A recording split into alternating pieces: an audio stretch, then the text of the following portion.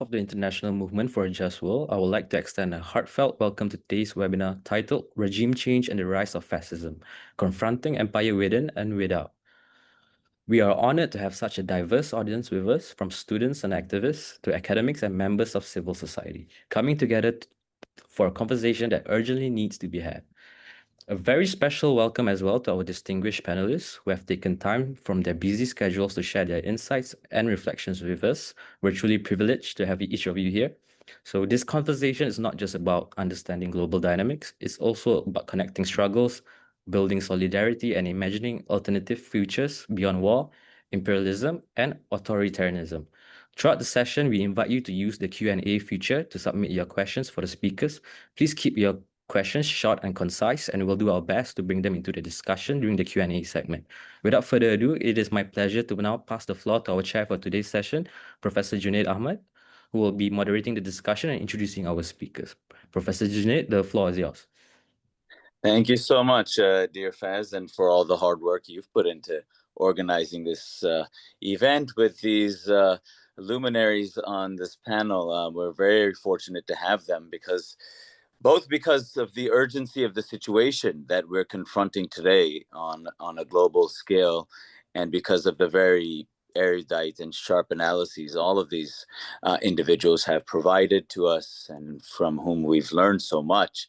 So as Faz said, we're talking about, I mean, these are, the regime change is basically the series of just the international movement of the just world, has been about looking at this very popular a method by Western hegemony, particularly the United States, of obviously subjugating, conquering other countries in the world, and installing pliant leaders. This has happened since World War II. I know that Ronnie may go into some of this, but this has been a fairly uncontroversial thing, that the U.S. has intervened in many places and launched coups. And in that light, we started this regime change series, because it seems like this is never ending. This is ongoing. Speaking from Pakistan, I mean, we don't get the coverage that we get, but Prime Minister Imran Khan, one example of regime change operation, even where I'm from. So this continues. However, we also understand that kind of the methods of inducing regime change have also kind of become more, you can say, maybe sophisticated, or less so, and through color revolution, hybrid war, psyops, all of this type of things, these are going on. So that's the background to just establishing this series, because we thought it was very important. While the Americans always cry of Russian interference and this interference and that interference in their elections, what the United States actually does abroad, in not just interfering but overthrowing and producing a lot of cruelties and sufferings in the world. So that's why we wanted to do that part, but also added to it the element of trends we see in the world, which are incredibly dangerous. We've already been on a dangerous path for a number of years, if not decades. It seems to be accelerating under Trump. Now, the discussion, I don't want the discussion to just be about, well, it's Trump has come in and now fascism has come in. And because I don't think it works that way. I think there are factors that are moving in a direction in which then, anyways, this is not my talk. I mean, I want all of you to speak on this, but we are clearly seeing in the United States, we saw it under the Biden administration, Genocide Joe, the type of repression, the type of naked attacks on freedom of speech, and what some people call the masks were completely off of the so-called liberal order that the United States claims it has, and other countries claims, particularly European countries, claim they had created after World War II. So I think this is a moment in which many people who would still have given the benefit of the doubt to countries in the West. I don't know why, but still to the United States and others really are seeing through it now. I mean, in a very brazen way. And I think they're no longer buying that ideology of whatever human rights, democracy, and freedom. And the good thing with Trump, he doesn't even say these things, right? I mean, he's not even talking about exporting these things. So that's kind of it's kind of better, so we don't have to be nauseated and hear these things every day from the United States. So anyway, so this is why these are some of the key issues we wanted to touch in this panel. In some ways, for me, this as you know, Wallerstein would say, the great social, this age of transition, what is it looking like? It's clearly been very violent right now over the genocide in Gaza, the expansion of wars, and so on.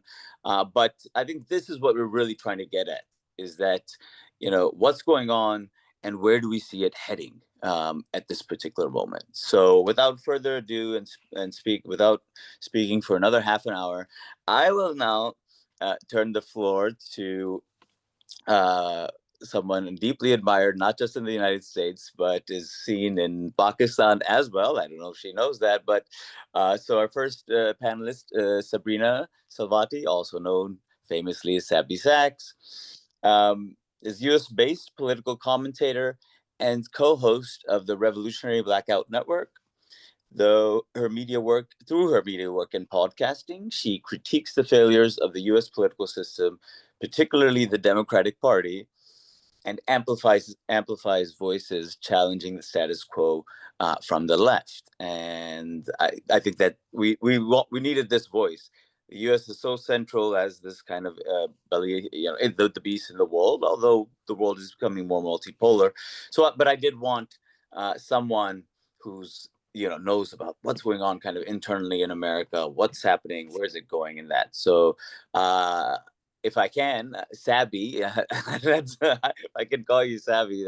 But please, the floor is yours, and thank you so much for joining us. And I will introduce each speaker when they will be speaking. Thank you. Thank you so much. Good morning, good afternoon, and good evening to all of you. I want to discuss politics in the empire. There is a humanitarian crisis in multiple countries across the globe. There's genocide and starvation in Gaza. There's famine and displacement in Sudan. There's famine in the Congo. And although these events are happening outside of the United States government is directly involved. The US empire has devastated countries for decades through war, imperialism, sanctions, and more.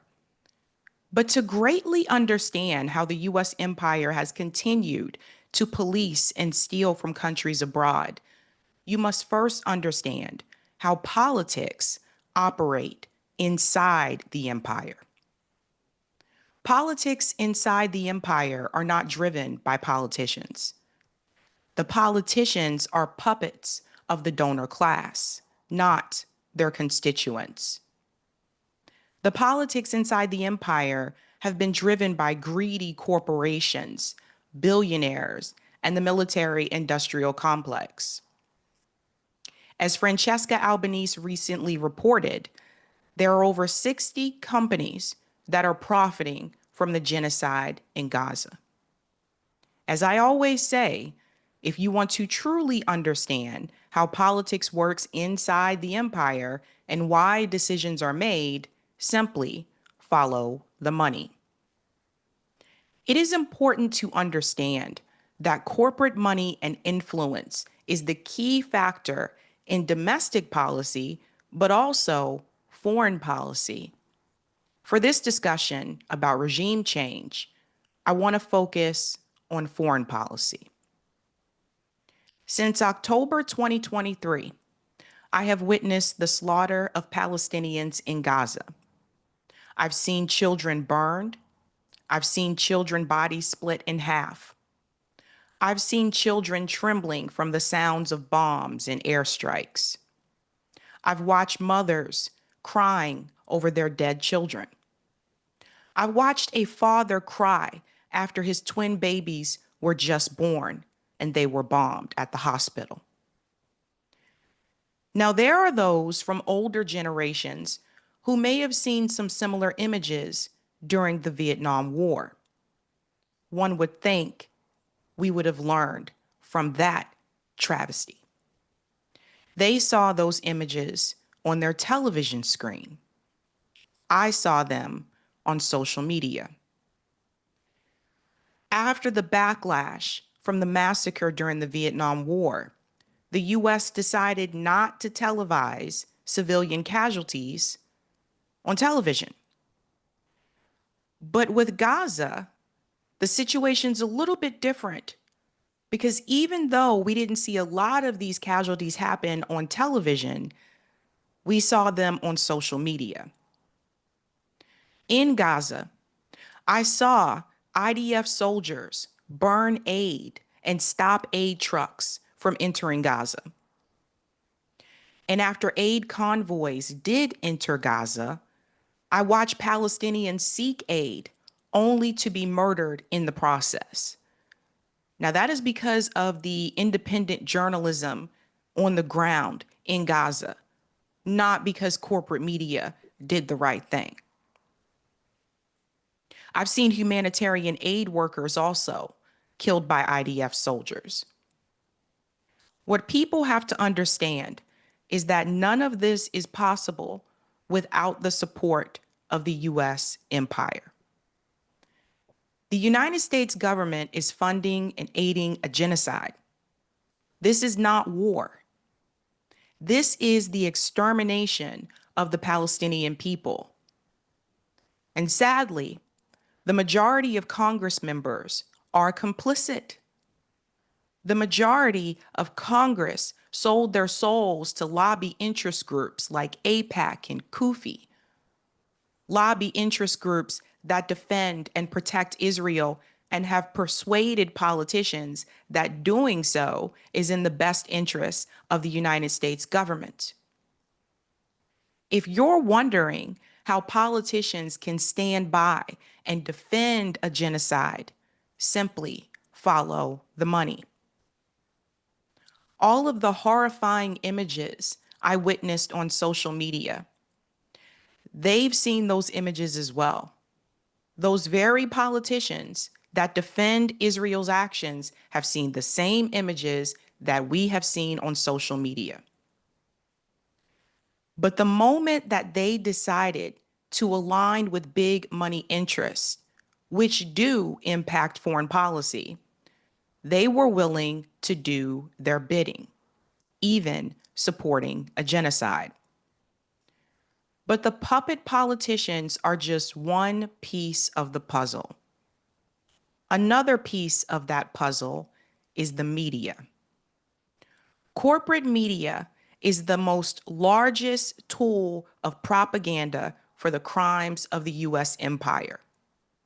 Fox News, CNN, MSNBC, they have different names and different political ideologies, but all of them create and actively distribute a narrative that their shareholders want. Shareholders like BlackRock, Vanguard, and State Street. All of them promote a pro-war narrative. All of them support the United States maintaining their dominance over the world and being the best and the greatest empire. And part of maintaining that dominance requires sanctions, war, and imperialism to prevent other countries like China or Russia from thriving economically. In fact, there's one thing that you'll find that all of those networks do have in common as well. They continue to invoke fear in the American people against the countries that are thriving economically.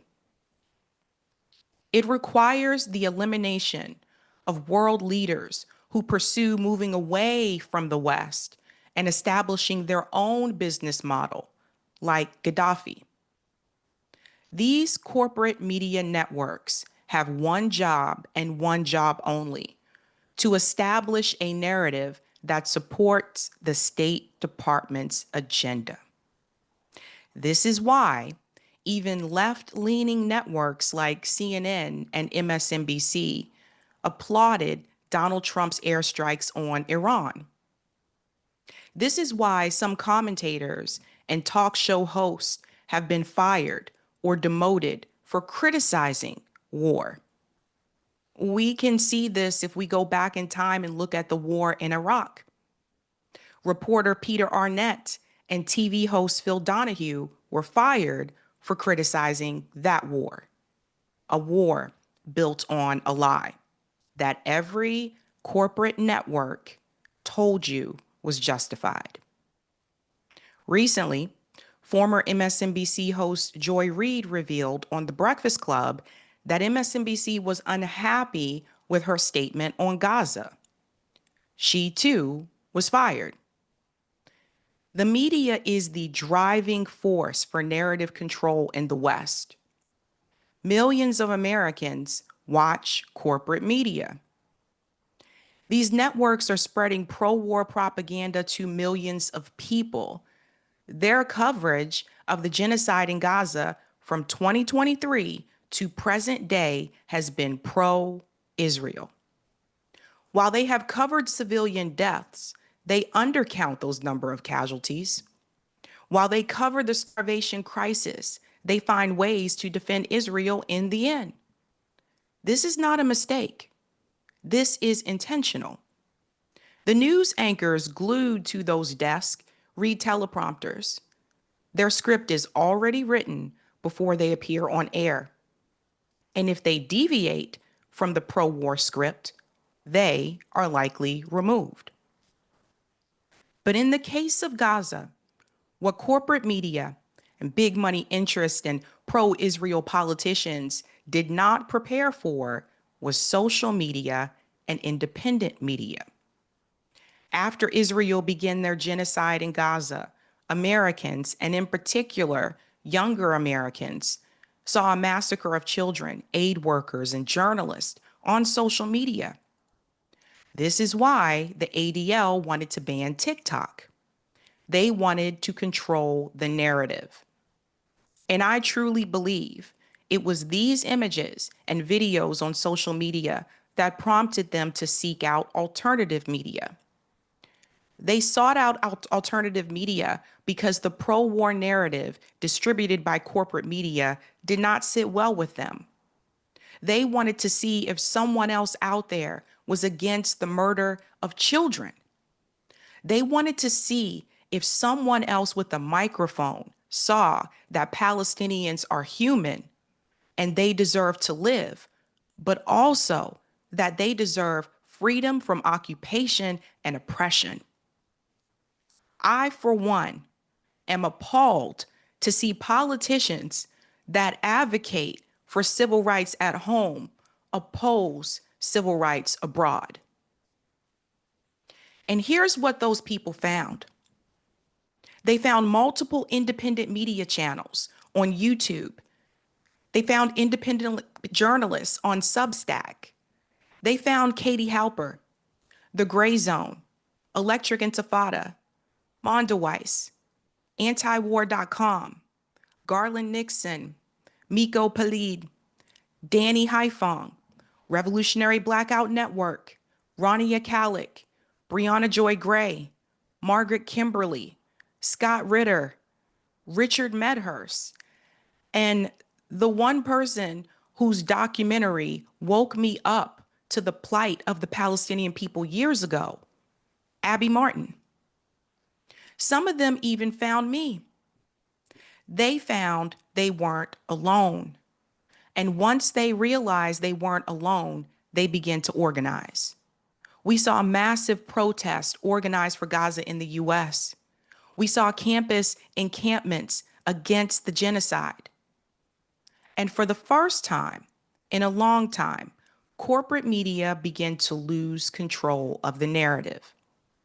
We saw politicians lose control of the narrative during confrontations. And later, we saw a poll that shows the majority of Americans no longer support Israel. We have won the narrative against corporate media. We've exposed the corrupt and bought politicians. More Americans are looking closely at open secrets to see which politicians are funded by AIPAC and Kufi. And yet the genocide and starvation continues. And that is because there is one more piece of the puzzle to beat: the money. We have to fight back against corporate money and lobby interest groups in electoral politics. We have to end Citizens United. Corporations are not people. Congress is controlled and captured by big money interests, and both parties are complicit. When lobby interest groups are writing legislation, you know that Hakeem Jeffries and Mike Johnson are not going to save us. Donald Trump won't save us. Kamala Harris wasn't going to save us. There was one candidate with majority ballot access that was against the wars and genocide, and that was Jill Stein, who ran outside of the two corporate parties. The two parties are captured. People ask me, how do we end the wars? If we want to end the wars, if we want to stop regime change, we have to get big money out of electoral politics. Thank you.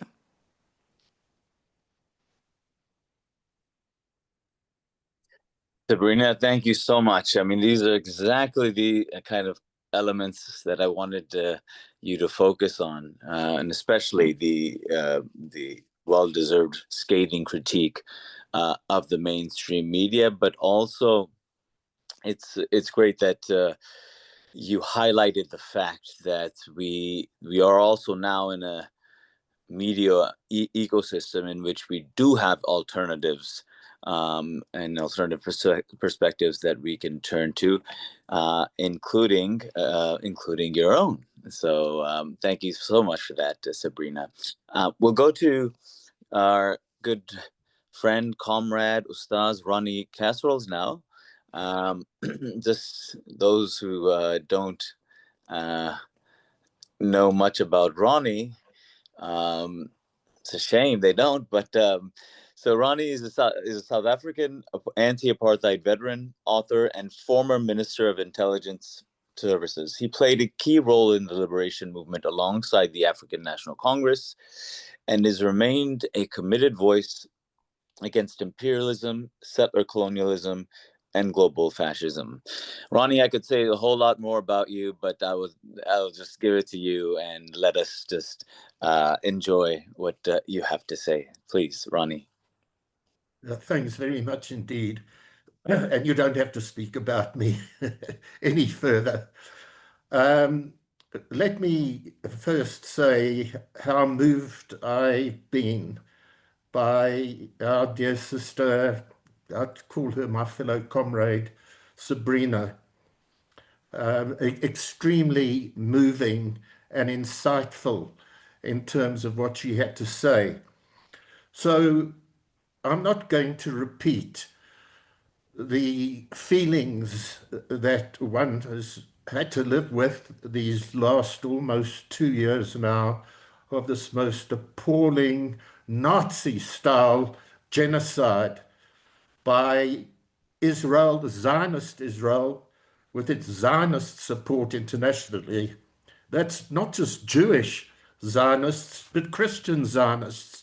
And by the way, Junaid, Zionists from the subcontinent from where you came, especially of the Modi variety. So Zionism, being such an extreme ethnic racist doctrine, is not just Jewish. And one finds it, and it is, by the way, a prototype of fascism, as imperialism is. But there's one thing I'd like to add to the question that was raised in terms of social media and its impact on people, the awareness masses of people globally now have had and the impact on them, which is absolutely outstanding, and what a weapon.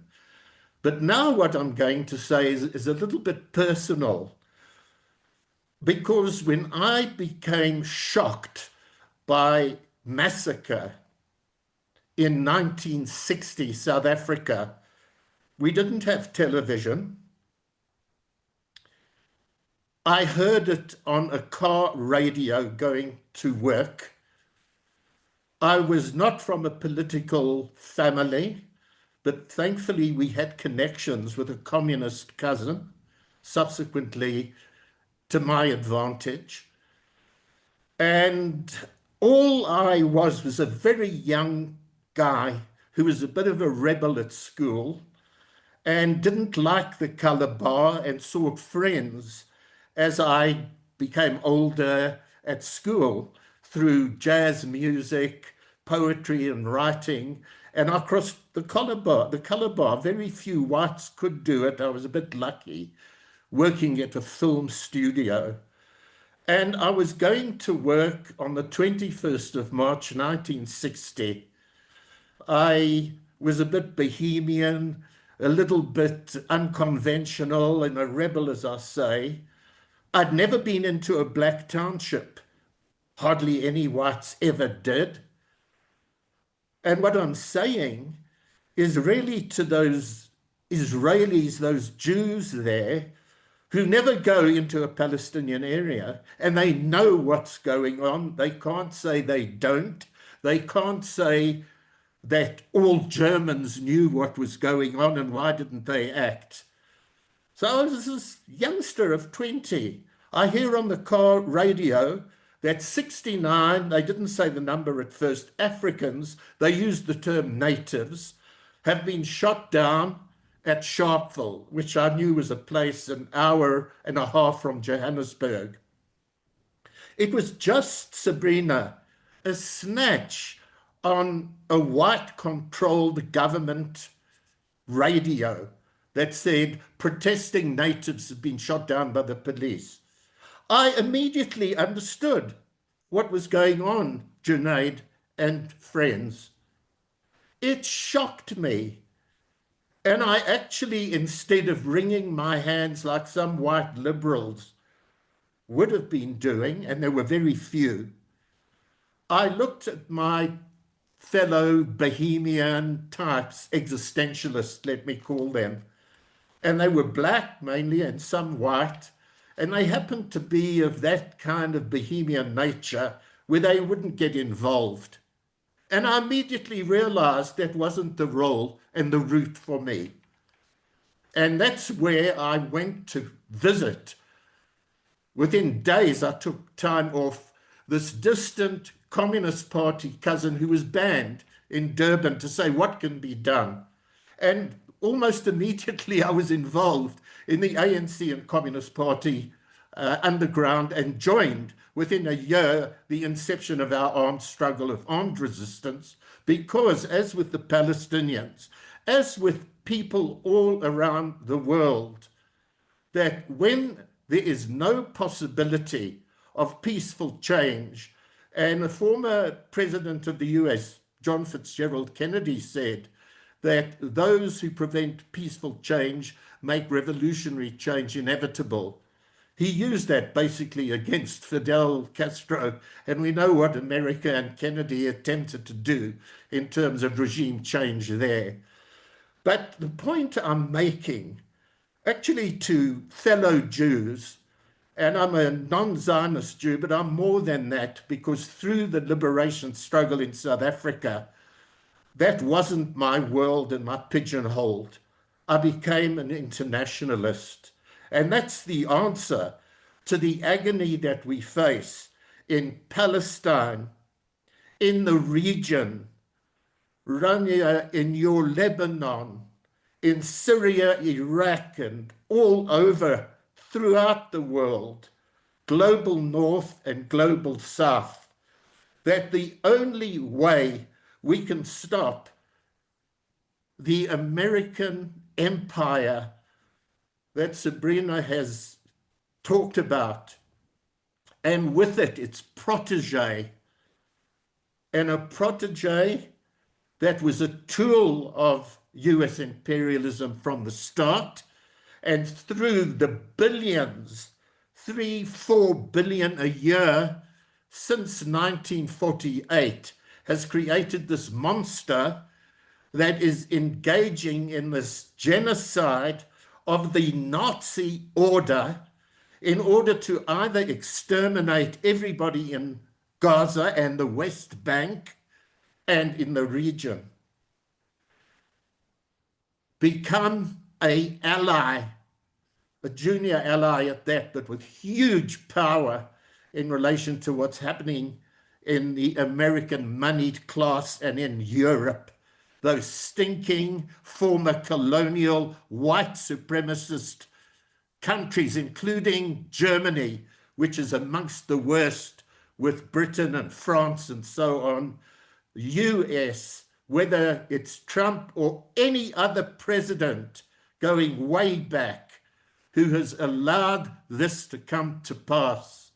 And given the question of challenge of fascism, Prof. Junaid, it's a short distance. It might be a bit longer in time. It can be very short in time.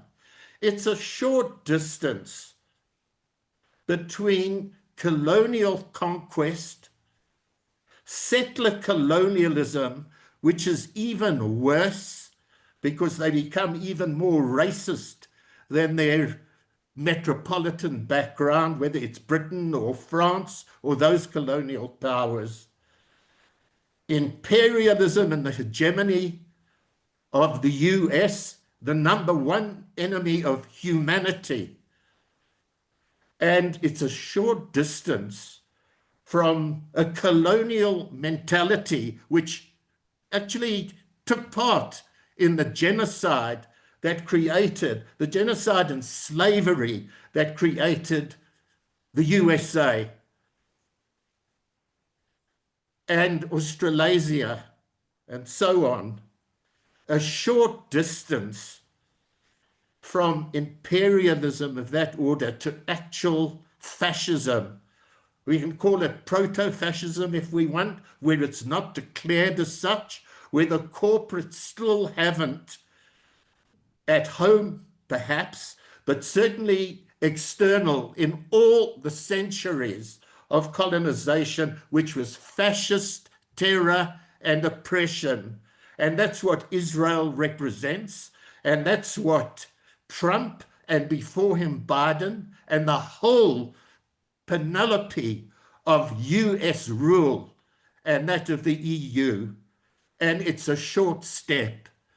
And one of my great heroes, and whose plays and poetry I adore, the communist Bertolt Brecht, who wrote a play called The Resistible, meaning it's possible to stop it, the resistible rise of a person he called Arturo Ui. I think a lot of people know about the play. That was a play on Adolf Hitler. And in it, there's this incredible line which applies today. And that is that he said of Hitler, and now this person, Arturo Ui, in the play, who's the protege, who's now a fascist leader and Führer in the play. And he said, the bitch that bore that monster is on heat again. And that's produced in America in 1958, when he saw US imperialism and the future. And that's where we are today. I want to add that this tool, Israel Zionism, is that particular beast. And it's the son of US imperialism. And Israel is a laboratory and a birthplace today. We know that fascism is being birthed everywhere, but this is such an absolute kernel of where fascism is emerging, with the mentor being not just Trump, but the US system and hegemony, and with it, its support, its poodles of Europe, whether there are secondary contradictions between them or not, and there are, which brings about their downfall, as does the contradictions within the US system, internal to America. So I'm positive, I'm an optimist, that through this resistance, and we'll hear more about it from comrade, my sister Rania, in the region, to some degree, I believe. But it's resistance against repression throughout history that shows that the human race, the majority of whom are not monsters, but they're terrible monsters amongst us, brainwashed by the ruling power, as in your Pakistan against Imran Khan, and those officers all over the world who overthrew Allende in Chile, who killed Lumumba in the Congo, wherever we look. And Israel, President Mandela referred to Israel back in 1997. He said that the moral cause of our world in 1997 was the Palestinian struggle. Today, the Palestinian people are in the eye of the storm, and the neighboring states, and especially Lebanon, Iraq, Syria now, where they've brought in a monster who is involved on their terrorism list with Al-Qaeda in that regime change and further. So this is what we face. And the only way to stop it, and this is what Brecht says in his poem, The Resistible Rise, that we must mobilize, as we saw in Spain with the famous woman who led the communists and the resistance in Spain, Dolores Ibarruri. We will not live on our knees. It is better to stand up to fight fascism. No pasarán. They must not pass. So I think if you can give me a hint, I've probably got a minute or two left. Is that so? Yeah, about 30 seconds to a minute. Okay, so I'm going to leave at that point. South Africa and Israel, apartheid South Africa and apartheid Israel, were co-joined, and they were together, and that apartheid regime supported Israel to the hilt. We were the allies of the Palestinian people. International solidarity helped us overcome. It's the major fact that resistance within the country is the primary force, and more power to resistance throughout the Middle East against the American empire and its allies and Zionist Israel. And with international solidarity, with boycott, divestment, and sanctions, as occurred in South Africa, we can isolate the monster in Israel and in the USA and elsewhere, mobilize the masses, the global masses. We are many, they are few, but we have to organize and build, have the courage, the will, support the Palestinian people, and be inspired by their samud. Thank you, and viva Palestine, viva. Thank you so much, Ustaz, Comrade Ronnie. I think while simultaneously highlighting, again, as I said earlier with Sabrina, the enormous level of violence and cruelty, but how historically the way you have described certain movements, your own in South Africa, they were able to overcome at least many of the worst cruelties and injustices. And in this case, inshallah, the same will happen with the Palestinians. So I want to just go to our final speaker, and she is someone who, for me, my students, everyone, very, very popular. It's always a privilege to get her on our shows. So she is Dr. Rania Masri, and before I say anything, I mean, I think I first learned about Rania in the 90s about anti-sanctions work on Iraq at that time. So when we're talking about this clear trajectory of kind of American imperialism and its devastating consequences, we forget about before the invasion in 2003, the devastation of the sanctions that were on Iraq. And I remember very, very clearly that Rania was one of the very vocal voices at that time. So, and then I was privileged to meet her at the World Social Forum as well in 2003. So Dr. Rania Masri is a Lebanese American scholar, writer, and longtime activist focused on environmental justice, U.S. imperialism, and the Palestinian struggle. She has taught at universities in both the U.S. and Lebanon, and has played an active role in organizing across movements for social and political liberation in the Middle East and North America. Rani, the virtual floor is yours. Thank you, Professor. I'm truly Junaid. honored. I'm truly honored to be here among these speakers. And Ronnie, how beautiful it is to hear the word comrade. I confess that I have anguished over this talk. I even hesitated before accepting the invitation. What words are there to share, to express, to convey the absolute horror of what my people are going through? What words can be said that have not already been spoken? To understand the horrors of today, we must understand Zionism.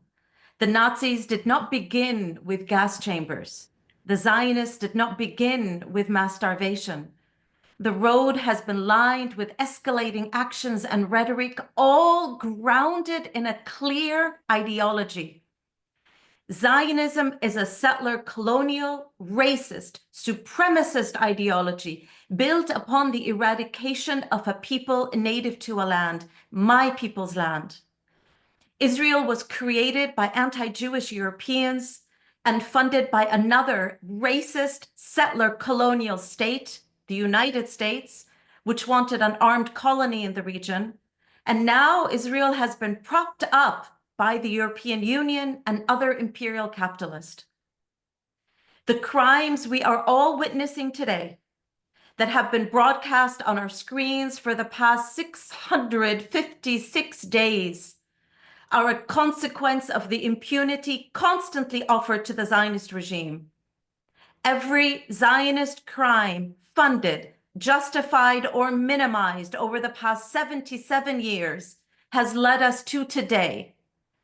And there is no crime the Zionists have not done, no horror those imported sociopaths have not inflicted on Palestinians. Every act of state and individual normalization with Zionists has led us to today. Every attempt to ask Palestinians to accept crumbs has led us to today. And every act that tarnishes the fighters for liberation from Palestine and Lebanon, that has labeled them as the terrorist, or that has minimized the injustice of killing those grand, glorious freedom fighters, while only mourning the murders of our women and children, has allowed for the real terrorists, the Israelis, to be presented as the defenders. And yes, I say the Israelis, because this genocide is supported by the overwhelming majority of the Israeli society. Where are we now? Palestinians in Gaza now are confined to less than 12% of Gaza. Between 300,000 to 800,000 Palestinians in Gaza have been killed since October 2023. Entire families decimated, entire neighborhoods destroyed. Doctors, engineers, teachers, journalists, writers assassinated, tortured. Children targeted by snipers. Israeli soldiers play a game. One day they shoot our children in the head, the next day in the chest, the following day in the legs, and the day after in the groin. Meanwhile, 2 million Palestinians in Gaza have been forced into a famine, cut off from food since March 2nd. A closely monitored, precisely designed mass starvation of a population. Imagine, Israel even confiscates baby formula from foreign doctors at checkpoints to prevent the entry of food to babies. 650,000 children under the age of 5 in Gaza are on the brink of death. Starvation is not a sudden event. It is a gradual process. People rarely die from starvation alone. More often, they die from infections, from organ failure, diabetes, and disease. And amidst this ongoing starvation, Israel continues to bomb Palestinians in Gaza. This very morning, Israel bombed a prayer room of a school during prayers, killing at least 5 Palestinians and injuring 30, including a child whose entire arm was blown off. In northern Gaza this past Sunday, the Israeli army committed another one of its barbaric massacres. The occupation army ordered civilians to approach aid trucks with their hands raised. They used loudspeakers to command, "Raise your hands and walk in front of the tanks. Those who want flour, come forward." Around 200 Palestinian civilians complied. As they neared the aid trucks, Israeli forces suddenly opened heavy fire at their heads, killing more than 80 Palestinians. Others were left crawling, wounded, and bleeding. And in southern Gaza, the Israelis, alongside US mercenaries, have brought to realization Squid Game. Each time, around 60,000 to 70,000 Palestinians converge at the designated militarized aid site. Loudspeakers announce that when the green light turns on, people have 10 minutes to grab between 300 to 400 aid packages, much of which has already been snatched up by gangs and collaborators. After the 10-minute window, the light turns yellow, signaling that only 5 minutes remain for the Palestinians to flee before automatic machine guns open fire indiscriminately on anyone still in the area. Can you imagine? More than 1,000 Palestinians have been killed directly, targeted in these so-called aid distributions. Israel is, without exaggeration, a society of imported or bred sociopaths. Israel and its funders have turned Gaza into Auschwitz. And now Israel has openly announced its ethnic cleansing plan in Gaza to starve the remaining Palestinians, to cage them, then to deport the survivors and relocate 1.2 million Jews to Gaza. This is their so-called final solution. As Israeli journalist Gideon Levy says, it's a plan worthy of Adolf Eichmann, the Nazi bureaucrat who orchestrated the Holocaust. If successful, Israel will then replicate these plans. In the West Bank already, the Israeli Knesset has voted to annex the entire territory. This comes after massive expanses, land thefts, forced expulsions, and the escalated killings of more than 1,000 Palestinians. And in Lebanon, Israel has violated the so-called ceasefire more than 4,000 times since November, massively bombing South Lebanon again and again. And in Syria, since the fall of the government and the imposition of the US Al-Qaeda Jolani regime, Israel has expanded its military occupation beyond the Syrian Golan Heights into southern Syria, all while continuing to bomb Damascus and other cities, and while working with the United States to further partition Syria. Recently, more than 7,000 Syrians have been killed, slaughtered by the Al-Qaeda regime. As is clear, Israel is not alone in these crimes. Genocide is lucrative for those who have sold their souls. As Francesca Albanese reported, and I quote, "The profits have increased as the economy of the occupation transformed into an economy of genocide." Raytheon, Lockheed Martin, Pegasus, IBM, Hewlett-Packard, Microsoft, MIT, Palantir, Caterpillar, Volvo, Hyundai, BP, Chevron, Airbnb. These are all some of the arms dealers, big tech, construction, agribusiness, tourism, and the banks, the pension funds, the universities, and charities that continue to be complicit in the genocide. I would add to the list that Francesca Albanese presented the media that continues to justify and promote this ugly propaganda, from the New York Times to the BBC to the Associated Press and beyond. All of them are participating in the genocidal destruction of Gaza, one of the oldest continuously inhabited cities in the world, a history that stretches back 5,000 years. All of them are participating in the export of these harms to other parts of Palestine, to the region, and the world. The networks of money, trade, and weapons that uphold Zionism are global, and so are its harms. More than 55 years ago, Ghassan Kanafani told us, and I quote, "Imperialism has laid its body over the world, the head in Eastern Asia, the heart in the Middle East, its arteries reaching Africa and Latin America. Wherever you strike it, you damage it, and you serve the world revolution." His words are all the more true today, all the more true when the heart of imperialism is in Palestine evermore. Israel offers global corporations a live laboratory to test weapons, technology, surveillance tools, and data systems, all associated with mass oppression, police brutality, incarceration, ethnic cleansing, and genocide.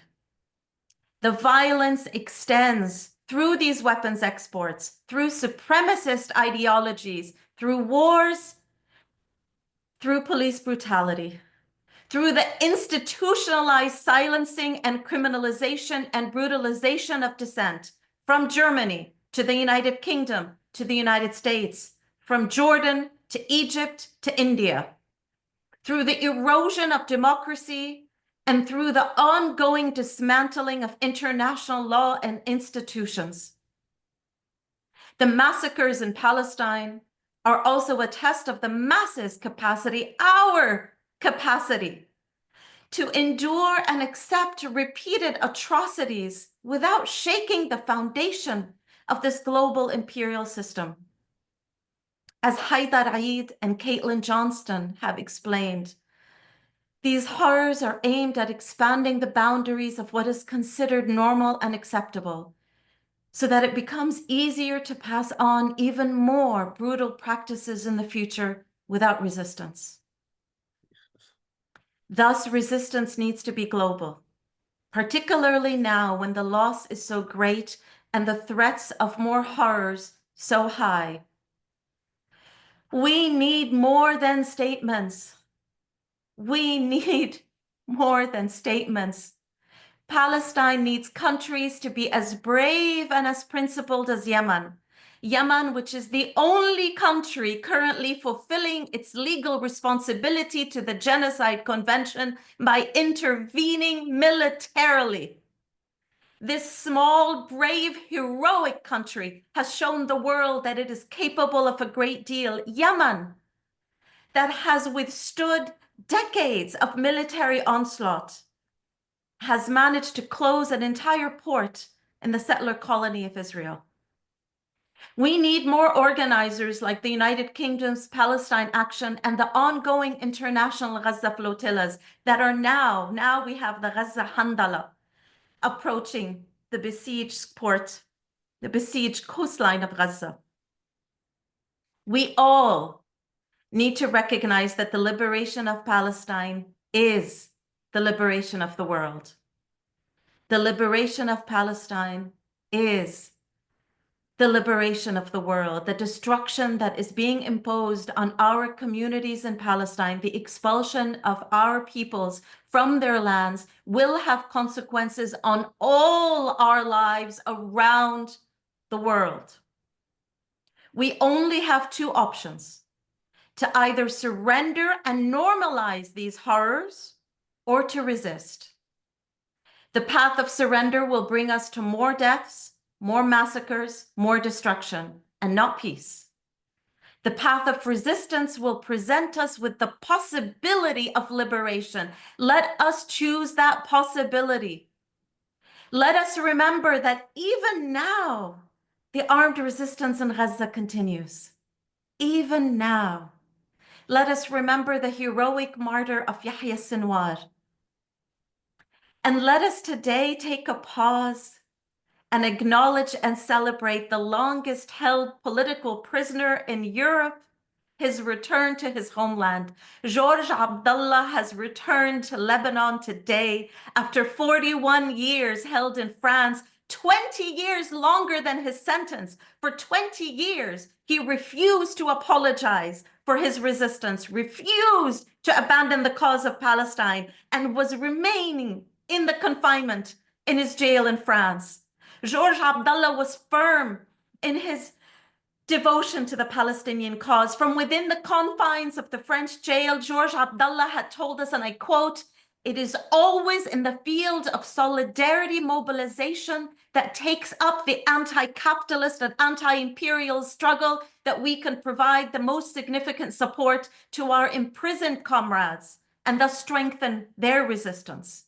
He told us more than 10 years ago that every day Palestine teaches all lessons of self-sacrifice and courage of exceptional significance. And today, upon his return to Lebanon after 41 years in confinement, Georges Abdallah calls upon all of us to escalate and protect the resistance, calls upon all of us to try to be as large and as grand as the children in Gaza.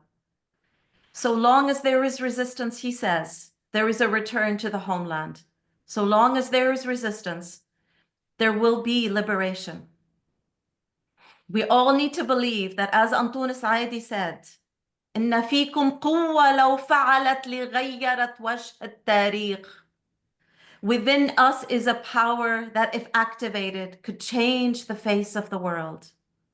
Let us become that power today. Thank you so much, Rania. I mean, what to say? I wouldn't expect nothing less. Rania has always presented us the horrible facts and figures of these incredible sites of injustices, in this case, mass slaughter and genocide.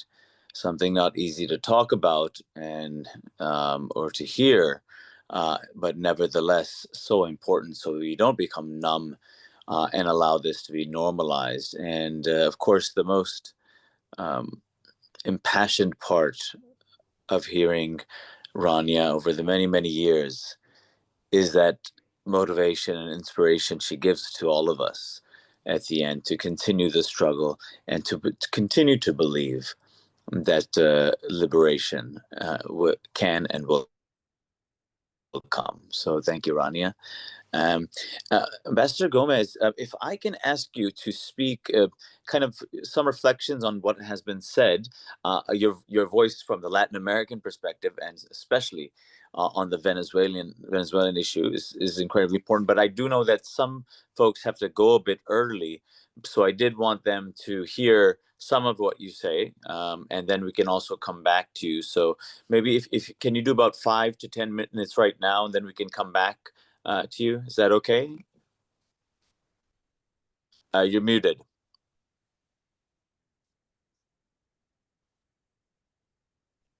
Okay, perfect. Can you hear me perfectly? Yes. Okay, yes. Thank you so much. Thank you so much. Well, first of all, good evening, good morning, good afternoon to all participants and panelists. I want to thank Just for inviting me to this important seminar. in which we are talking about some topics that are of special relevance nowadays. When I was listening the previous panelists, I found a lot of coincidences in terms of how the fascism, how imperialism has been structuring its action around the globe. And I will talk about the experience in Latin America, and especially from the Venezuelan perspective, a country that has been experiencing firsthand the effect of the resurgence of fascism. Usually nowadays, when we talk about fascism, usually people refers to cinematographic imaginary about the concentration camps, and the concept transport us to a specific historical moment and geographical place, which is the 28th century Europe. However, the notion of fascism goes beyond this imaginary, and also fascism has its basic characteristics as racial supremacism, the rejection of minority, the promotion of hatred. It is not a static concept. It is not limited to historical stage or a geographical reference, and on the contrary, it adapts to the political, historical, and material realities of the world. And today, we have it back. Today, we are in the need to raise awareness about the social and political danger it represents, but also about the importance of its containment, given the speed with which it is currently expanding around the world. In Venezuela, we have an expression to refer to something or someone who is still alive or active, and we say, he was not dead, he was partying. And that has been happening with fascism. And it is with amazement that we receive news day after day about the increasingly worrying manifestations of this ideology, especially in Western societies. I mean, in Europe, in the US, but also in Latin America. We can see how the brutality is put in practice, the erosion of liberties, the erosion of rights, the discrimination, the criminalization of the dissent, of the migration, the dismantling of the law of order and the international law. We can see this every single day. And that this is a worry. And from Venezuela, we are sharing our experience, and we are trying to create a world movement to fight the fascism, since we consider this represent a threat to the world peace and stability. And in Latin America, has not been exempt from emerging fascism, and this is not a new phenomenon. The region experienced a very marked episode first between the 60s and the 70s with the rise of military governments promoted by the US to contain communism. And we saw by the time how military regimes oppress the people, kill thousands of people, especially in South America, but also in Central America, and everything just to preserve the US hegemony in the region. I mean, by the time the military governments were just serving to protect and to promote the American control in Latin America, a region that has been considered as the backyard according to the Monroe Doctrine of 1823. But this conception of policy towards Latin America is still ongoing. It's still ongoing, despite the process that we have in the region. I mean, first this area of dictatorships, then the democracy was back. Then we had the neoliberal era that has a strong influence in the political development of the countries. Things in the region, a restructuring economic program was implemented that was only favoring transnational companies, that also represented the underdevelopment or keeping the region underdeveloped. So new governments then came to power as the form of progressive governments, trying to change and to face the neoliberal pattern, the neoliberal model, trying to find solutions in the region, trying to find coordinations between nations in order to define models of integration and economic development that really respond to the realities of Latin America. And that sense, I should mention that when President Hugo Chavez came to power in 1999, he started to promote Latin American integration and new mechanisms, new international regional organizations in which Latin American countries can discuss their issues, their topics about the economic development, social development, a new interaction. So we created new institutions, the Community of South American Nations, the Community of Latin American and Caribbean States, and this represented a threat to American hegemony in the region. So the Venezuelan example, with Hugo Chavez leading a progressive government with good results, was an example for other countries in the region. And then starting in 1999, along this part of the 2000 until 2013, we saw progressive governments coming to power in many Latin American countries. I will say that in South America, only 3 countries didn't have progressive government, and those governments started to have a specific, a very good result, the region in terms of economic development, reduction of poverty, the increase of social expenditure that was benefiting immediately and directly to the peoples of the region. But the most important thing, I think, is that the hegemony of the US started to be eroded. And this created a reaction. This created a reaction, and then some mechanisms were activated. And on this regard, I agree with Sabrina when she said, about all this structure. The fascism started an offensive to establish the American power, to establish and to promote the neoliberal agenda in the region with a very powerful organization, coordination, and enormous funding. So we had an articulated structure in which the states, local elites, the media, the entertainment industry, international organizations, military forces, universities, and especially the international financial system, they have a role to play. They have a role to play, the entertainment media, in order to create misinformation, in order to create the narratives that allow the local elites, fascist local elites, and international fascism to impose the narrative, to impose fake news, to create chaos, to create unrest, social unrest, and to produce the regime change in Latin America.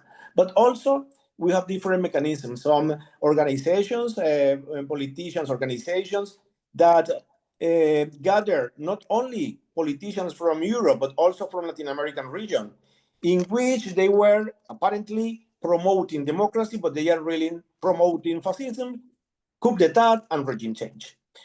Also, international organizations that have been used to promote regime change. And the case of Venezuela, regarding the topic of human rights. Human rights, we have the International Criminal Court trying to create a file on Venezuela on false basis with files that are not consistent, that are false, and this and so on. So we can see how this structure has been developing. And also for implementing this policy, the powers have some allies in the region, which is the Latin American fascism. In every country in Latin America, we have organizations, some political parties or political movements that has the characteristics of the fascism, especially regarding the promotion of the neoliberal ideology, the legitimation of the ideas of social change, the anti-communist character. And in this regard, it's important to mention that in the region, Latin America, under the American hegemony for almost 2 centuries, every possibility of change is then called communism or socialism, and therefore receives the attack from the elite. And I mean, there is a structure.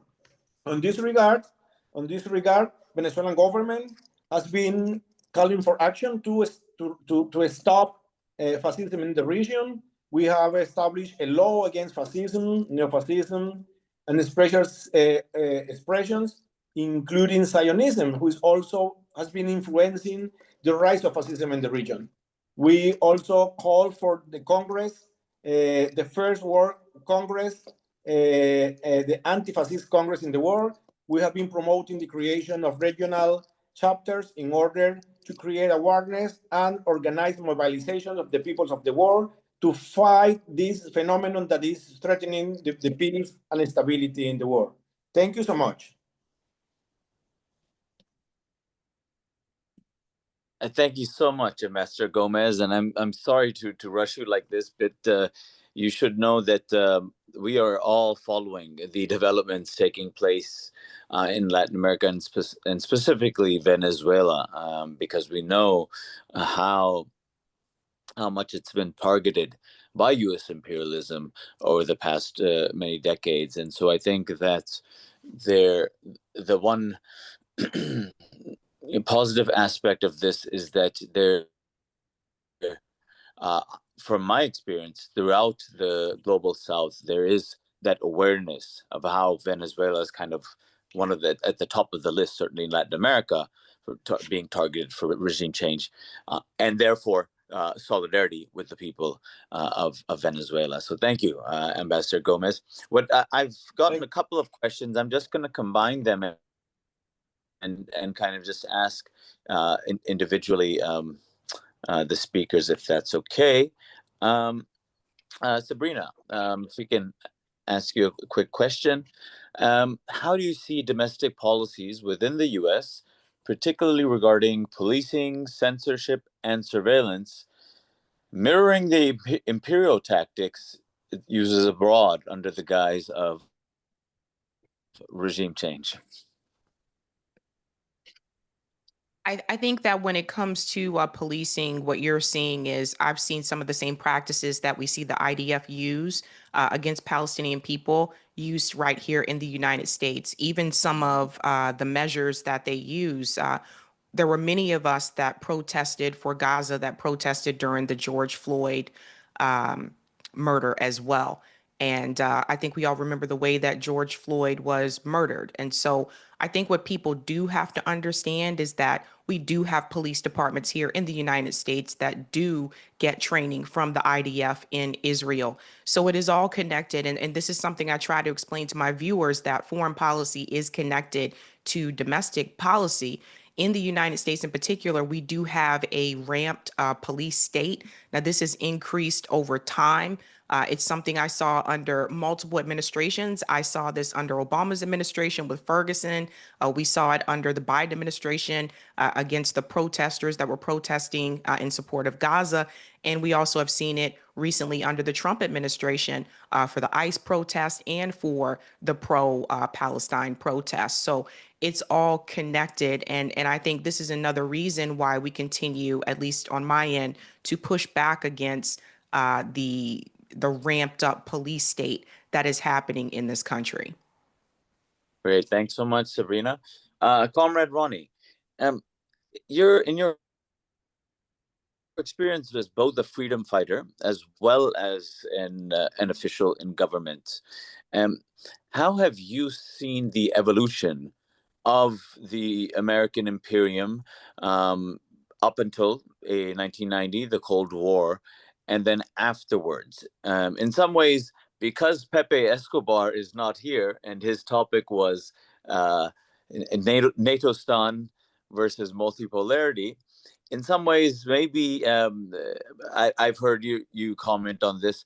That might be interesting for you to give your views on this as well. Where there was the Cold War, and where are we now, and what is happening in terms of the shifts, the balance of forces in the global order? Yeah, it's a very good question and extremely necessary. It seems inescapably grim. We've heard such impassioned speeches about the suffering, untold suffering, unimaginable, of the people of Gaza, of Palestine, of that region, shattered. Go back, Iraq, what's happening in Syria now, and elsewhere in the world. It's full on towards proto-fascism. I'll call it fascism when there is no semblance in those metropolitan countries of allowing any form of opposition. We see how they're clamping down from the States to Britain to Germany and so on. Well, full-on fascism, which even in a colonial settler country like Israel, where fascism is actually lauded, there's still a chance to protest, as we see. So let's make it clear why I'm not saying full-on fascism. Fascism is when there is no semblance or allowance of absolute opposition and corporate control in the totalitarian sense, but it's on the way. And, you know, in the early days in South Africa, when we had Madiba here, he was the toast of the world. He was a tough guy. They've turned him into this kind of man of reconciliation. He recruited me into the armed struggle a year after I told you about Sharpeville. He was our commander. He was very tough. There were compromises made and errors of judgment. He's not a sellout, but errors of judgment in terms of the approach of big business in South Africa and Western capital, which basically said we will allow you to move towards political power for the majority, but there must be private property allowance and so on. And Madiba, there were some of us who tried to oppose. It was very difficult with him when he made up his mind. In terms of we get political power, they still got the economic control. We weren't to challenge that then. It would come about as we developed our strength and power. But, you know, if you don't get that economic control, you get finished before you know it and drawn into the neoliberalism, which also is passing now in terms of Trumpism and the move towards the kind of corporate control we're talking about.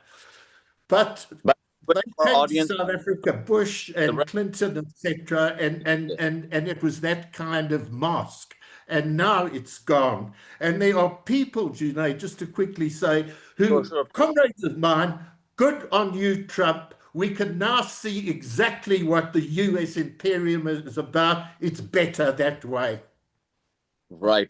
No, sorry to interrupt, comrade. I was just going to say for audience members that don't know the reference to Madiba, we were talking about Nelson Mandela. Sorry, it's his clan name. Right. No, yeah. No, sorry, Ronnie, I interrupted you. Did you want to say anything else, or?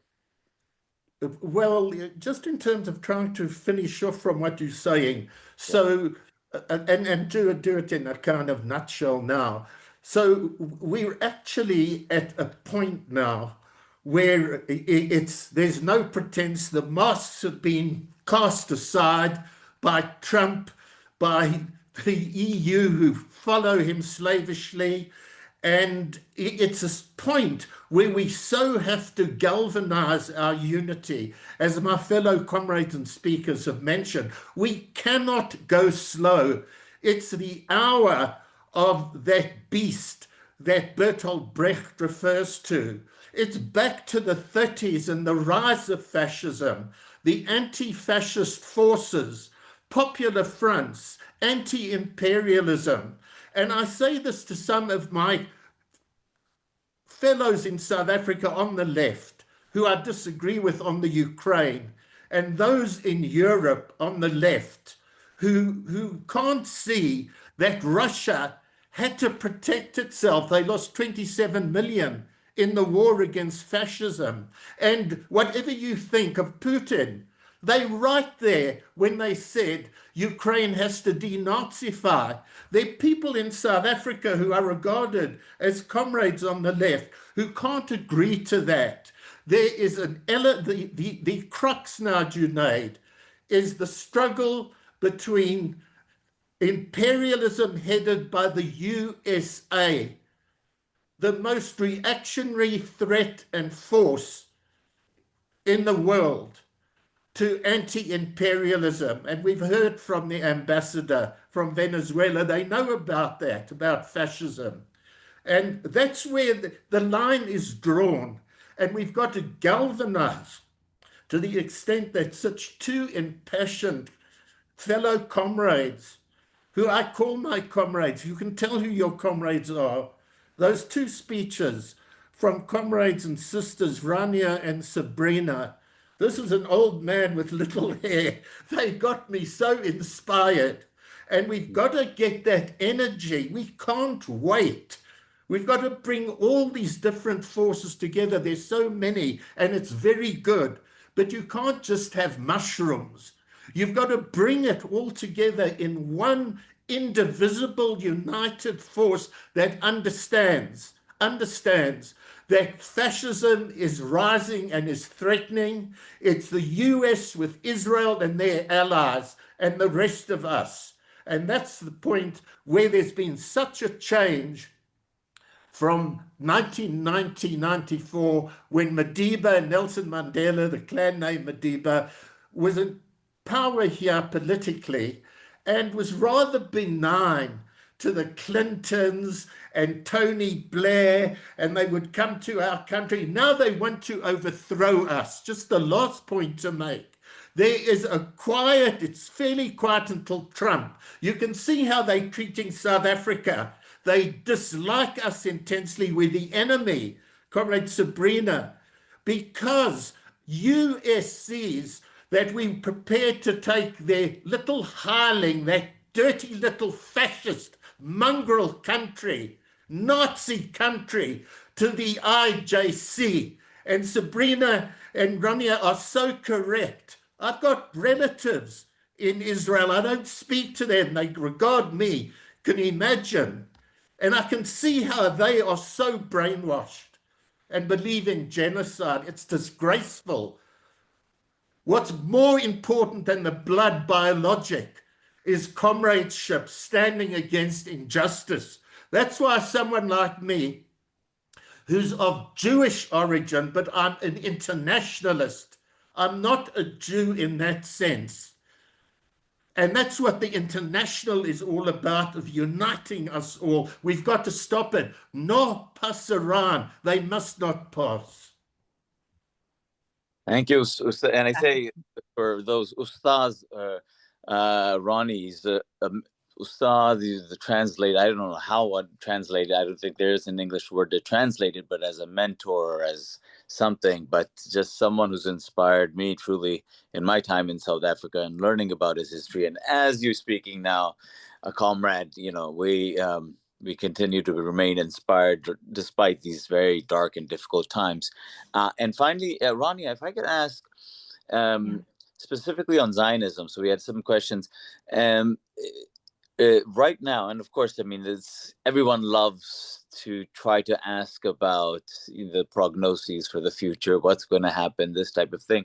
But in terms of what we have seen now, of course, the slaughter and the genocide, but also as you correctly point out, this sociopathic society, what I mean, in some ways, I may be referring to something that Professor Ilan Pape speaks about quite frequently, of this being in some ways the final phase of Zionism, of the Zionist project, which of course, as he clarifies, he doesn't mean this is any less violent, perhaps even more violent, just like all empires when they go, they're not less violent when they're going.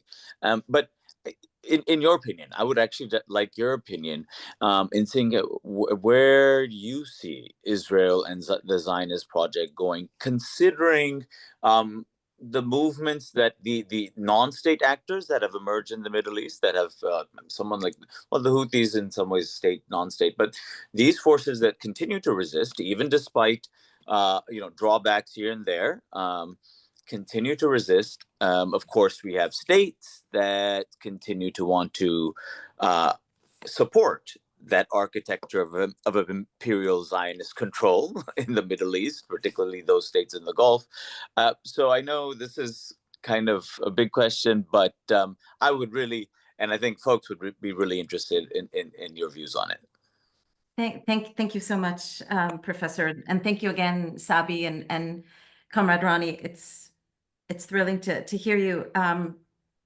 I've been asked that all the time, where do I think? And a lot of intellectuals who know much more than I also say that this is the final phase of Zionism, this is the final chapter of Israel, and that it is collapsing. Perhaps that is the case. At the same time, we have seen that the occupation and the brutality of Israel has expanded over the past few years. We have seen that what we call in Arabic, Dahr al-Muqawami, which means the protector of resistance, which is the Syrian regime, has fallen. The Syrian government has fallen, which has led to a massive expansion of Israeli occupation within Syria. And the plan to partition Syria into statelets, sectarian statelets, is beginning. And we cannot minimize the important role that the Syrian government had played for Palestinian and Lebanese resistance, setting aside all our disagreements with the government. Nevertheless, they played a very significant role. And now that role has fallen because the Syrian government is being led by terrorists, open terrorists who butcher and slaughter, open Al-Qaeda terrorists. And we cannot minimize the impact of this that it will have on the region, nor can we minimize what has happened in Lebanon with the targeting of Hezbollah and the removal and the assassination of the great, heroic Samaht al-Sayyid Hassan Nasrallah, the Secretary General of Hezbollah, who remains the great martyr that we have lost, and we cannot minimize that loss. So at the same time, that we have also seen the normalization coming from the treacherous, treasonous Arab regimes from Egypt to Jordan to Saudi Arabia to the United Arab Emirates to Bahrain. So the challenges are immense, and we cannot minimize them. The challenges are immense. On the other side, the veil of Zionism has fallen. No one can claim with any sense of honesty, unless they are truly in the pockets of AIPAC or any of the corporate lords, no one can claim that Israel is committing any act of defense. No one can claim any semblance of morality if they try to defend Israeli actions. They may try, but they cannot claim morality while doing so. So that veil has fallen. We need to make sure that that veil continues to fall. I remember when that veil fell during the first Intifada, and when that veil fell again during the second Intifada. And yet it was replaced, and it was replaced. And so I do not want to minimize these challenges. I do not want to minimize the crossroads at which we stand. We need to recognize the mass urgency for Palestinians throughout the land of Palestine, be it in Gaza, be it in the occupied West Bank, be it in the occupied Jerusalem, and of course, be it in the apartheid 1948 territories of Palestine. The horror is great. The threat is great. The threat is great against all Syrians and against all Lebanese, and I would argue against all the region. The challenge is on our shoulders. I also want to say, to answer the question that you also presented to Sabi, we have a mass distribution of imperialism coming from Israel. It's not just the weapons that are being tested that then get exported to the borders of the United States and Mexico, that then get exported worldwide. Let us not minimize the threat of artificial intelligence and data and surveillance that is being used quite extensively in a racist manner throughout the United States and in Europe to further brutalize and imprison all those that the state considers to be in opposition to their capitalistic imperialistic tendency. All of us are under threat. Let us not minimize that. Let us not minimize that in the United States right now, they are building concentration camps. They call them alligator Alcatraz, but they are concentration camps in cages where they want to place immigrants and all those that they consider to be immigrants. Let us recognize that in the United States right now, the largest police force is not the police, but is ICE, the Immigration and Customs Enforcement Agency. That they have a budget of $160 billion, a budget larger than many militaries around the world, and that ICE does not respond. It is not under the judicial branch in the United States. It is under the executive branch, which means that civil laws may not apply. Means that if I am kidnapped by ICE, even though I carry a US citizenship, I am regarded guilty. There is no due process. Guilty for what? Guilty for raising my head and refusing to bow under the boot of capitalism and imperialism and amorality. This is a huge, huge threat that all of us in the United States are now facing, be as citizens or immigrants or undocumented individuals. The threat is severe. Let us also recognize that there's only one city in the United States, only one city that has banned its police department from being trained by any military, foreign or domestic. And that one city is Durham, North Carolina. That model has not yet been emulated and spread across the country, but it can be. It can be. Let us also recognize that the reason the United States is in the shambles that it is today, with poverty on the rise, with healthcare completely decimated for millions across the country that could not afford it. The reason is because we have been told in the United States for decades upon decades upon decades to accept the crumbs from neoliberalism. We have been told to vote out of fear because the other party could be worse. And consequently, the Republican Party has gone so far to the right as to make previous Republicans like Richard Nixon look like moderate Democrats. And the Democrats have gone so far to the right that they have completely embraced Dick Cheney while still claiming to be Democrats. This is the state of the United States today, where the only parties that we have that speak to what 100 years ago were considered very mainstream principles right now are the parties of the Green Party and the Party for Socialism and Liberation. We need to recognize that. We are also at a crossroad in the United States, and the United States is not alone in that. Germany is at a crossroad. The United Kingdom is at a crossroad, where now in the United Kingdom, it is a crime to simply say that you support Palestine action. You could be sentenced to 14 years in jail. This is what it means when I say Palestine is the liberation of the world. Because if we allow Palestine to fall, democracy will fall worldwide. Worldwide, without exaggeration, it will fall worldwide. At the same time, we have been told and taught by liberatory revolutionaries for hundreds of years, from Latin America, as we have been taught by Eduardo Galeano, from Africa, as we have been taught by revolutionaries throughout Africa. We have been taught that the struggle for liberation never ends. So even at this crossroad, and I remind all our comrades, if you feel that the battle is becoming too harsh, if you feel that we are losing this battle, remember, the war is not over. We have other battles that we will win, and we will continue to struggle because we have no other option. Thank you, Rania. It's so difficult to stop you and and not hear more of your eloquence in really inspiring our movements for social justice. But it's really, again, an honor to have you. And this usually is one of my favorite parts of our webinars, and that is Dr. Chandra Muzaffar giving his closing remarks. Let me just introduce to those who may not know, but he's a prominent Malaysian political intellectual, social activist, and the president of the International Movement for a Just World, JUST, which is sponsoring this. He's widely recognized for his scholarship and advocacy on civilizational dialogue, global justice, human rights, and anti-imperialism.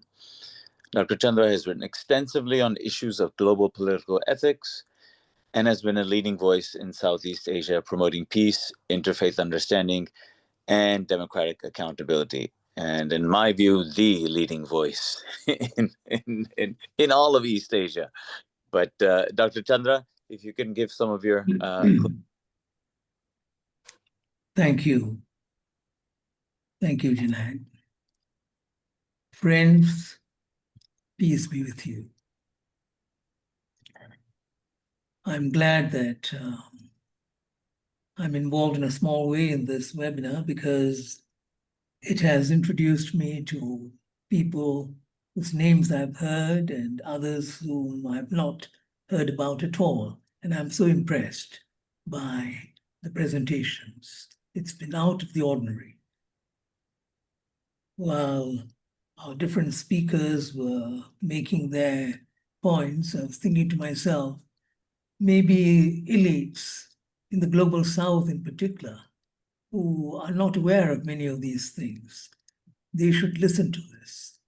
They should be given copies of the proceedings if we can. Asana?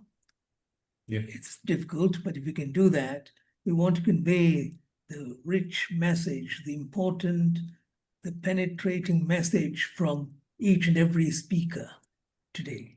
Some with years of experience, others who have had perhaps a background which has allowed them to articulate certain positions and so on because of their involvement.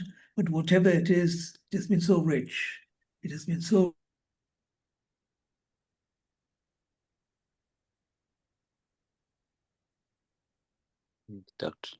Dr. Chandra, you froze, I think. I think so. Rich, has strengthened all of us intellectually and spiritually. Because I think... Is it okay? It's okay. All right now? Yes. Sorry. Yeah. Now I was saying that we should try to convey this message to the people who matter. Much more than, say, the sort of people who may have watched this and who may be spreading the word around, but there are many others who will not have access to the sort of rich wisdom contained in all the presentations. All the points have been well covered, and I don't want to repeat any of those things. I would like to perhaps make a couple of concrete proposals to help us move forward. And they also link to some of the presentations. Number one of the speakers made a reference to Yemen as the only country which has, in a sense, fulfilled one of the clauses of the Genocide Convention. It's absolutely true. That, I think, should tell us something about what all of us can do. We're not breaking any law. We are not doing something which is illegal. I think more and more governments will have to come together, stand up, take a common position on something very, very important. And what is that common position? The common position would be to ensure that the genocide ends immediately, to ensure that food and medicines and water are delivered to the people of Gaza. And how can we do this? Not by making statements, not by sort of reflecting on how terrible the tragedy is. All that is important, we know that. but there's something else that we can do and they should do, and this is where Yemen comes in.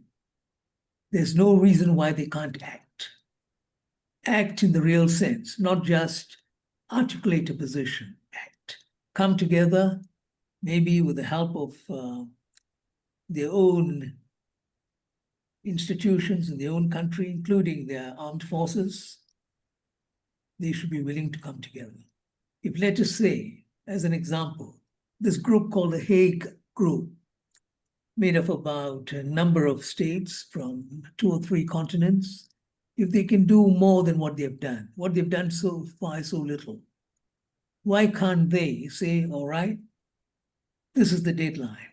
If you don't prevent food and medicine being delivered to the people of Gaza, if you don't stop your killing, your bullets and your bombs, we are sending in a peacekeeping force.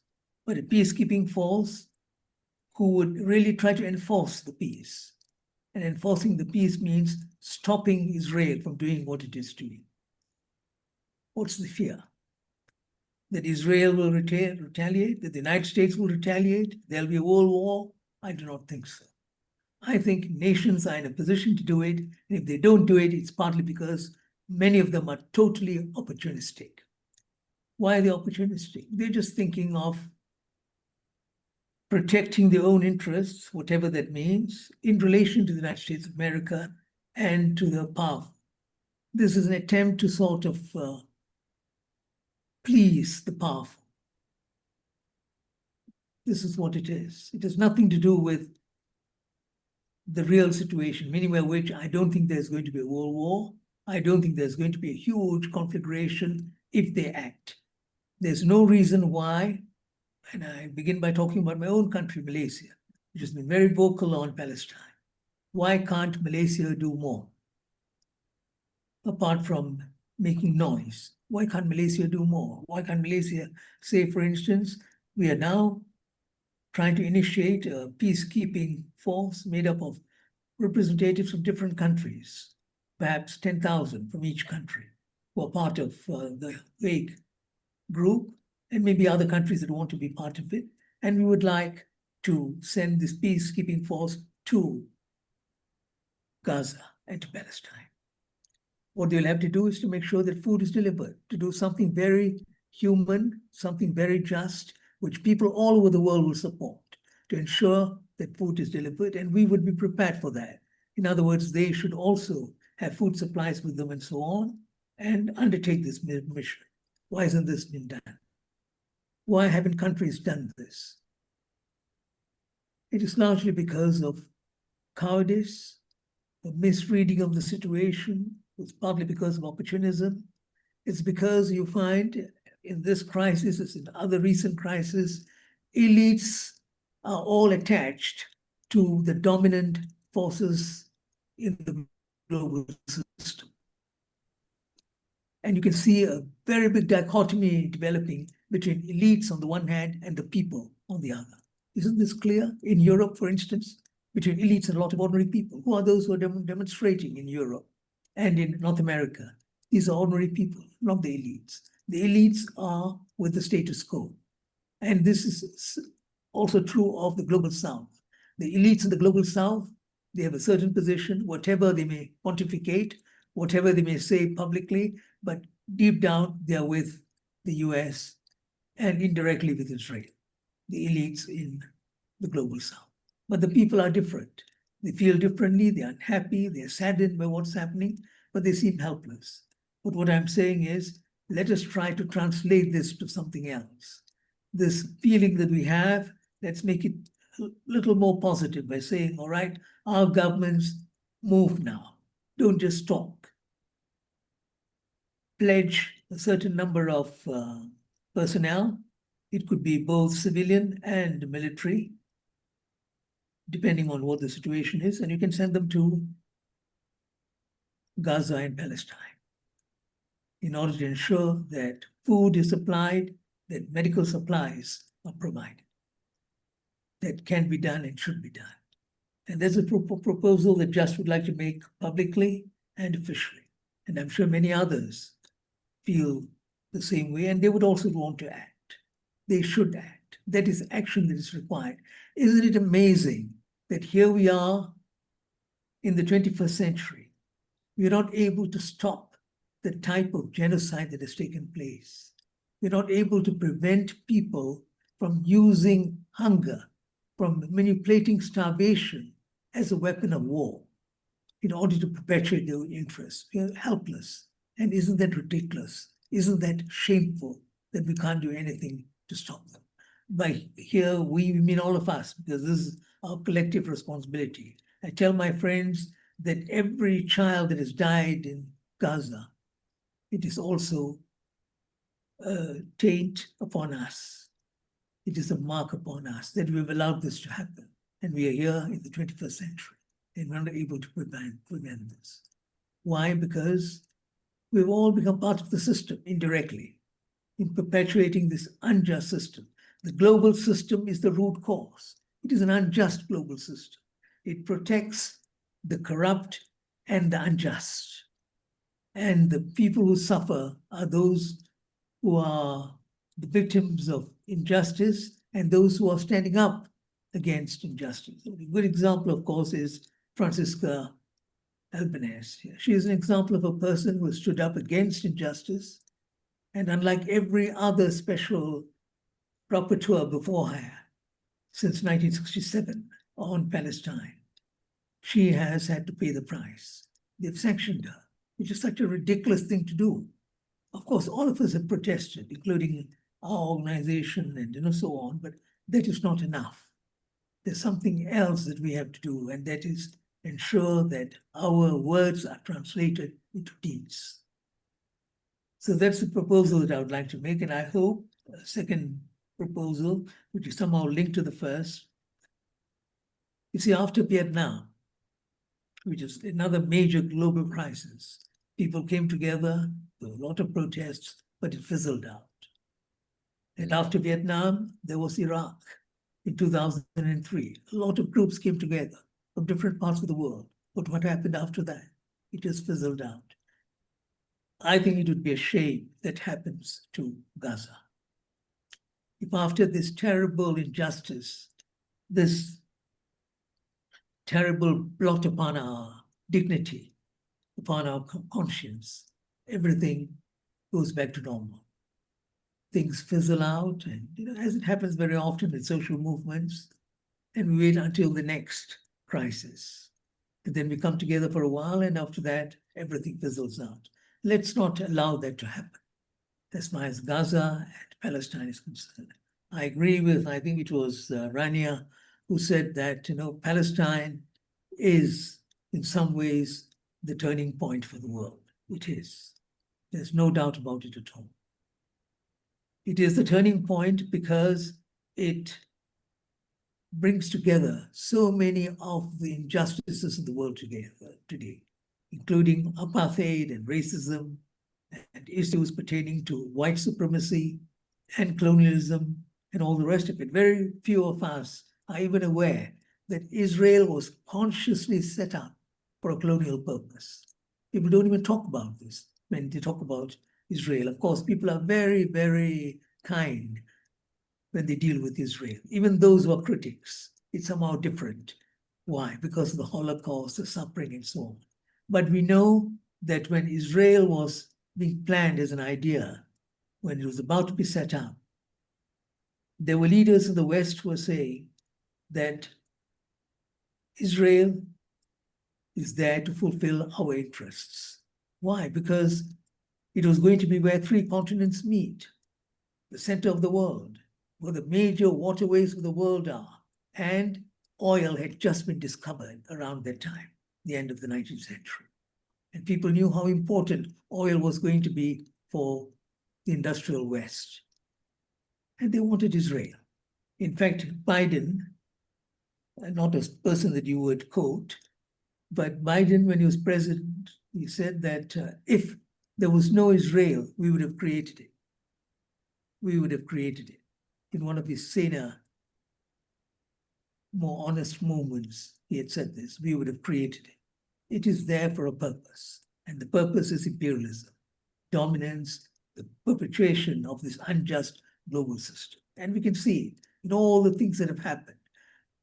Just name me one major global event since the end of the Second World War where Israel has stood with the nations of the Third World, of the Global South, not a single one, because it is partly there to serve someone else's interests, except it is situated in that most critical area of the Global South to perpetuate certain interests. So this is why, friends, I think we have to do something beyond this event. If we can at least establish relations, strengthen the ties that have emerged, work together on a larger basis, maybe even establish some structures that can carry us forward, that would be very important. We are happy to contribute to a thing like that, and so would other organizations that I'm involved in, like SHAPE and MLN. I'm sure we would want to help to contribute towards this, but it has to be a collective effort. Groups all over the world have to come together. I'm so impressed by Sabrina, Rania, Dr. Ronnie Kasrils, whom I've heard before and whom I've met before. I look at all these things and I say, there is hope. There is hope. In individuals, in all the voices that are being articulated, this is part of the whole. And the global atmosphere that has emerged. Can you imagine? Before October 7th, which is a manipulated event, I call it a false flag operation, in order to enable Israel to do what it has done. Before October 7th, Palestine was almost forgotten, just not in the headlines. But today, Palestine has become the major global issue. And that is very significant. And the whole question of Israel had a different image, even though there were critics and progressives who knew what Israel was up to and what it stood for. But nonetheless, it was a different image. But today, look at the image of Israel, the most detested nation state. The nation state is condemned by everyone. Look at the standing of the United States of America, because it's linked to Israel, and how the United States of America has become a focus of global anger, because what it's doing is so blatant and everyone can see what it's doing. When others in the past talked about the US's role as the global hegemon and what it was doing, there were many who did not even believe this. But today things have changed. So global consciousness has changed. But will we be able to sustain it and develop it to a higher level? Will we be able to work together? Will we be able to establish the mechanisms that will bring us together on a much more solid basis, where we would not only cooperate with one another, but we will see this as the beginning of a new phase in our struggle against injustice, against dominance, against hegemony, against imperialism and racism. Thank you very much. Thank you so much, Dr. Chandra. And I think Dr. Chandra was the earlier point that he was making about actions, particularly from governments in the region and other Muslim governments. He was being polite because he knows how many I've written about Pakistan, one of the most formidable militaries in the world, a nuclear-armed Muslim country, unwilling to do a darn thing about what's going on. So I think he was polite in not mentioning Pakistan. And I'm not sure if he'll ever let me moderate a session again, because it's difficult for me to hear these deeply inspiring and intelligent analyses and ask people to stop. So, but we have gone over time. And I did want to thank all of you. I mean, like Dr. Chandra said, that I also think that this is one of our better webinars, the quality of the discussion and what it can provide as a platform for action going further. So I just wanted to thank all of you for joining us today. We're very privileged, very honored to have you, and we really consider you as part of the family of JUST, the international movement for just world. So thank you so much. Thank you. Thank you. Thank you very much. Lovely to have been with you all, and take care. And we'll win, Dr. Chandra.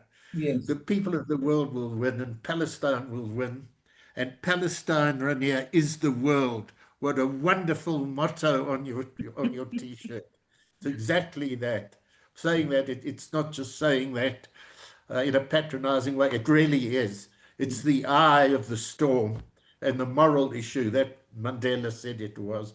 More now, more now.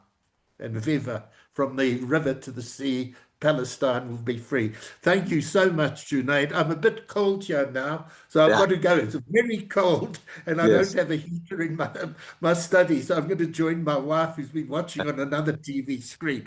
Thanks very much for having me. Great to be with you, comrades. Thanks so much, Comrade Ronnie. Thanks so much. And thank you. And viva Imran Khan, eh?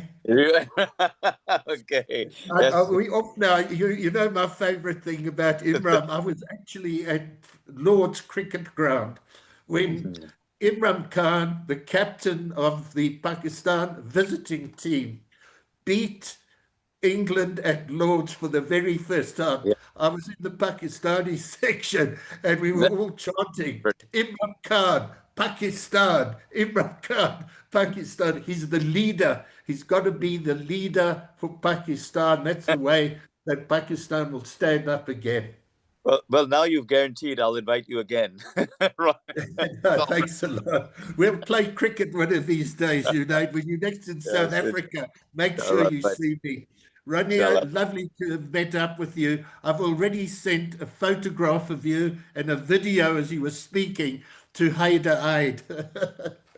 Wonderful, wonderful. Thanks, Comrade Ronnie, Ambassador. Thanks so much.